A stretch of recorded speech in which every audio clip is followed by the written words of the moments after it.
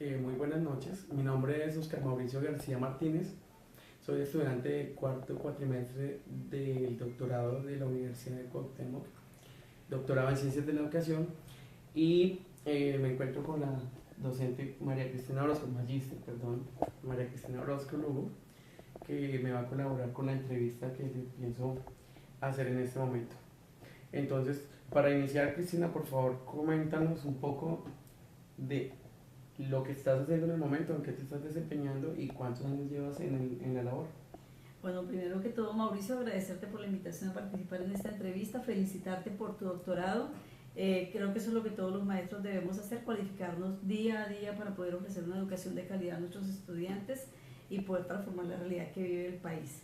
Soy docente del área de Ciencias Sociales, magíster en Educación y llevo 27 años en la Escuela Normal Superior María Auxiliadora de Girardot. En este momento me desempeño como directiva sindical del Magisterio de Cundinamarca en la Asociación de Educadores y pues desde allí venimos haciendo un trabajo en el fortalecimiento de la defensa de los derechos de los trabajadores de la educación, en la defensa de la educación pública como derecho fundamental. Muchas gracias. Entonces, pues demos inicio a las preguntas de la entrevista. ¿Qué artículos o apartados conoces de la Constitución Política del 91 que reglamentan y apoyan al sector educativo, Cristina?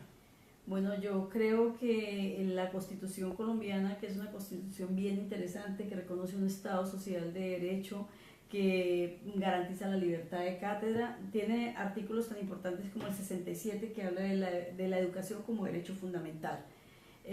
Por supuesto, el artículo 68, que tiene que ver, me llama muchísimo la atención porque tiene que ver con permitir la participación de la comunidad educativa en la dirección y organización, administración de las instituciones educativas como tal. Ahí entran padres de familia, estudiantes, maestros, directivos, docentes y el sector productivo inclusive a participar en esa dirección.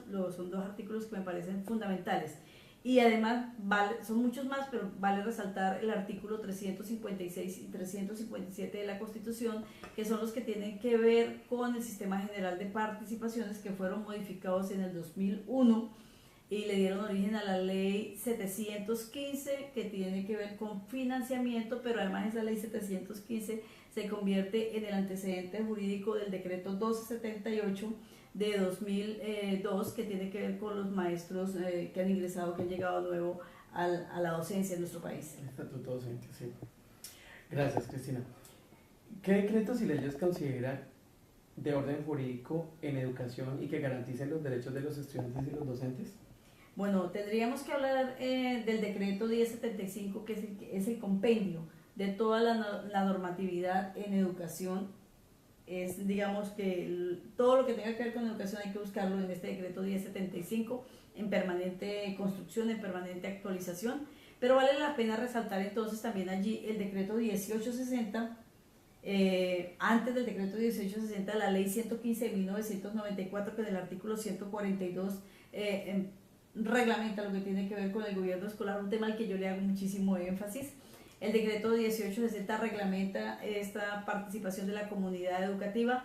Tendríamos que hablar del decreto 1286, que le permite la participación a los padres de familia y le dicen qué espacios y de qué manera puede participar. Podríamos citar allí también, por ejemplo, el decreto 1850, que tiene que ver con la jornada laboral, que es distinta de la jornada escolar. Podríamos citar el decreto 3020, que tiene que ver con la relación técnica maestro-estudiante y que desafortunadamente en nuestro país se convierte en la justificación para hablar de maestros excedentes o para cerrar inclusive instituciones, porque no hay un número de niños que en esa relación técnica instrumental permita que haya un maestro. Bueno, eso desde allí valga la pena decirlo, siempre hemos dicho, donde hay un niño debe haber un maestro y el Estado debe ser garante de ese derecho, ¿no? Porque es constitucional y porque estamos hablando, valga la redundancia, del Estado social de derecho y de que la educación es un derecho fundamental. Ok, gracias, Cristina. ¿Qué tratados internacionales conoce que apoyen la educación en Colombia?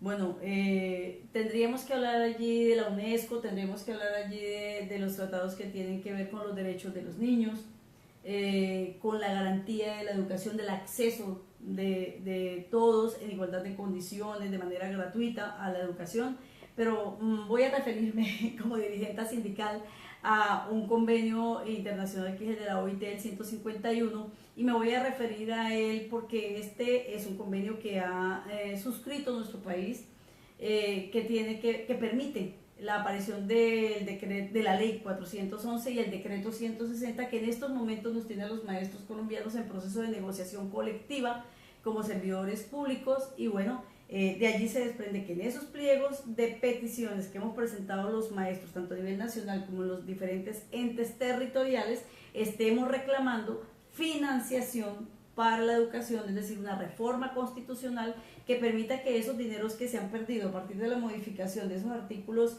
y de la ley 715, donde se ha perdido solamente para hablar de educación alrededor de 80 billones de pesos, pues haya unos recursos que garanticen no solamente educación, sino educación, salud, agua potable y saneamiento básico, es decir, esos elementos fundamentales que son el Estado social de derecho. Ese es un primer punto que estamos peleando los pliegos de peticiones y que se desprende de ese convenio internacional, y allí está la educación, ¿cierto?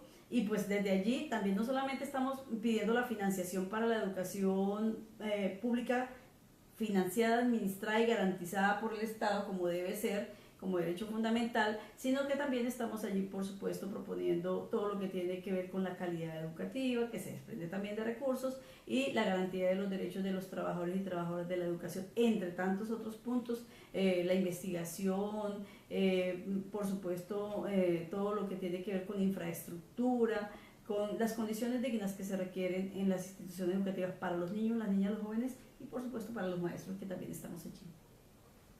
Bueno, Cristina, muchísimas gracias, muy amable. Bueno, con mucho gusto.